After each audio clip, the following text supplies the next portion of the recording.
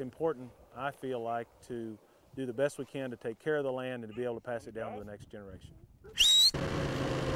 Folks in the hill country will tell you there's more to being a cowboy than rodeos and riding on the range.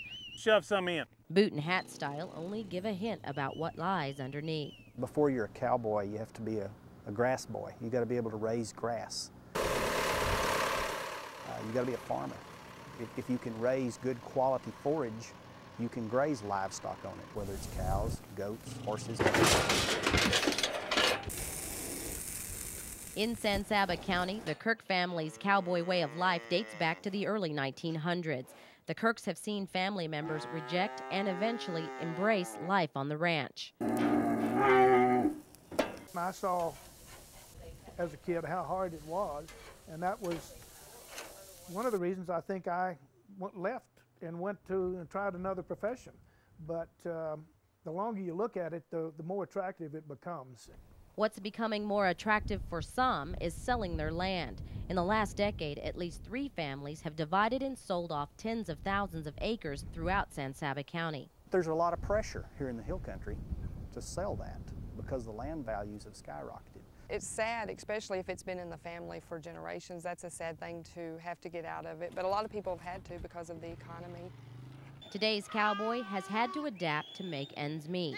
In addition to ranching, the Kirk family traps wild pigs and gathers stone on their property to sell for cash, something their grandfather didn't have to do. This is a way of life that's very important to me. I've done a lot of other things, and this is what I want to do. This is what I want to be. I enjoy living in the country, and there's some sacrifices sometimes we have to make to live in the country, but I'm willing to do it, and I want to be able to pass this on to my girl.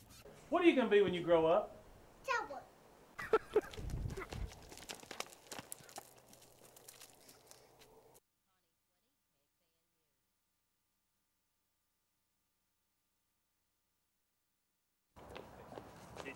Going to war was the last thing on our minds, even though we were paid to be in the military. Oh, say does that star-spangled... Well, I had just finished breakfast that morning and was up on the boat deck addressing Christmas cards. And as these planes started coming toward us, we looked at them, we saw them, but didn't know who they were. Ready! And I could see the red insignia, the Japanese insignia on the wings. It was the rising sun on the tip of the wing, that 15-foot torpedo strapped to the belly. They were attacking us. Fire! I'm thinking, will I ever have another birthday? Will I ever see Christmas? Will I ever see my family again? Our guns were in peacetime mode, and the ammunition lockers were locked up. We had to break locks to get at the ammunition. It took us 10, 15 minutes to get our guns ready to shoot back. What in the hell has happened to us?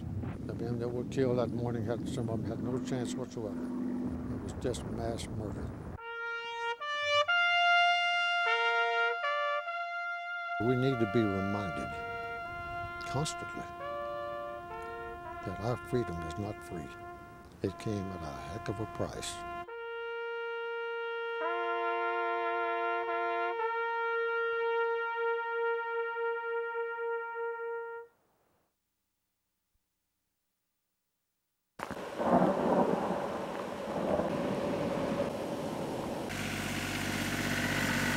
The formula for a good wildflower spring is a cold, wet winter.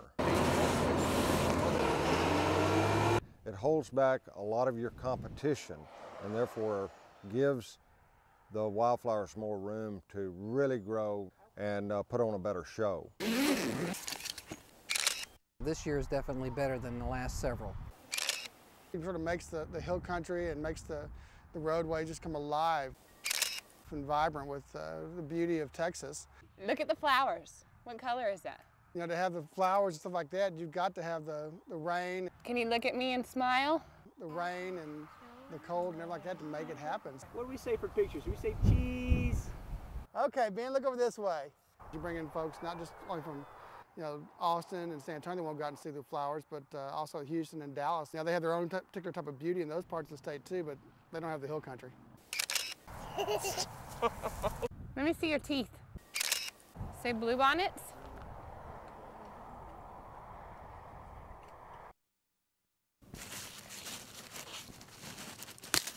Here's one for you. The kids can be outside, they can run around, they can eat strawberries if they want to, and they can have a fun time, and we don't have to keep them quiet, so. Oh, Reagan.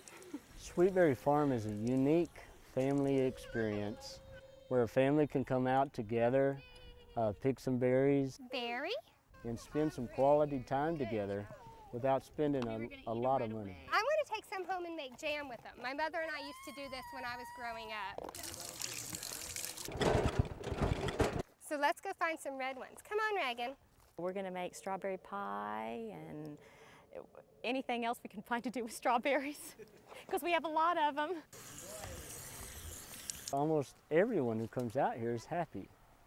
We don't get a lot of disgruntled customers coming and wanting to pick strawberries. What are you going to do with it?